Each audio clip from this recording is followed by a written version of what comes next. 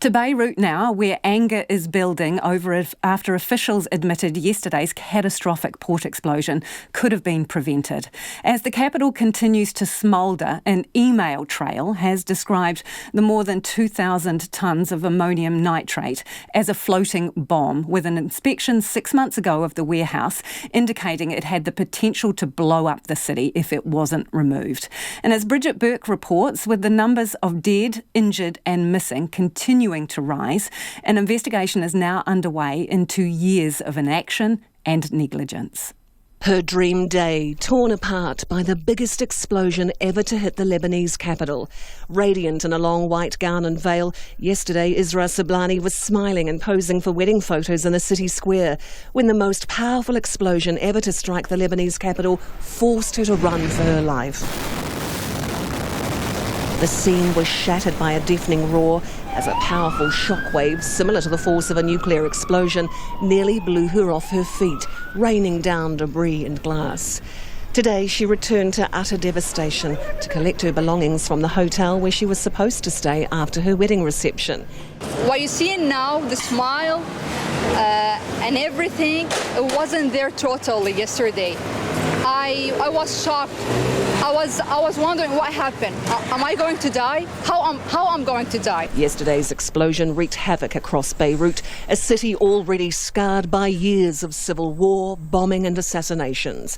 It sent a mushroom cloud into the sky and could be heard as far away as Cyprus. At least 135 people have been killed and more than 5,000 others injured. Not only are hospitals overwhelmed, but 3 were put out of action by the explosion itself. Swathes of the city are damaged, even ruined, and tens of thousands of people have no home fit to live in. On the streets today, grief and disbelief mixed with anger. I don't think we have many options. What can we do?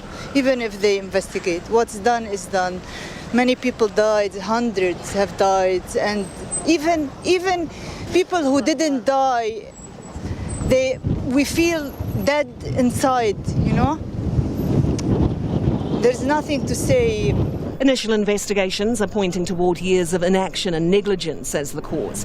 Highly explosive materials were stored at the port for 6 years without safety measures, according to President Michel, who toured the site. 2,750 tonnes of ammonium nitrate used in fertilisers and bombs. An inspection 6 months ago found it could, quote, blow up all Beirut if not removed, according to a port employee. A fire started at a warehouse, but it's not clear yet how, although there are suggestions it may have been a welder working on a door. Lebanon's cabinet has decided to place all port officials who oversaw storage and security since 2014 under house arrest. But it wasn't clear how high up the seniority ladder that order would reach.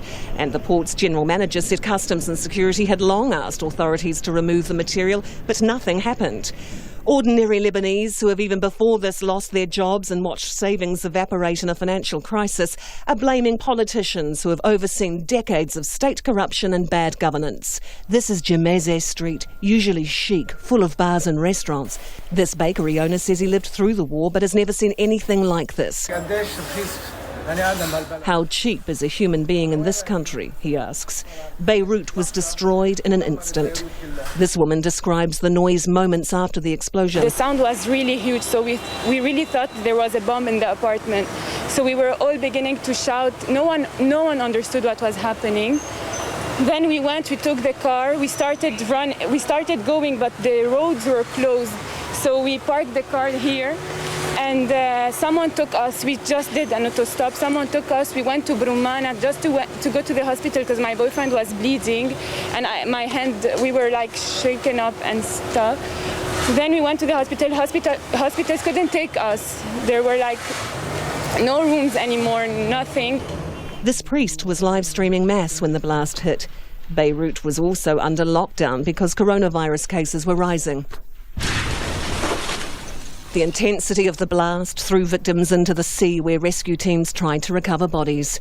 Many of those killed were port and customs employees, people working in the area or driving in the rush hour.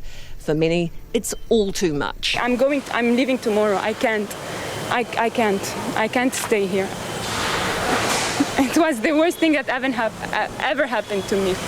While the international community, including the Red Cross and civil defence teams, have offered aid, there remain growing concerns over the effects on food security as the port is no longer able to be used, making it harder for Lebanon to import food, fuel and other much needed goods. For Checkpoint, Bridget Burke.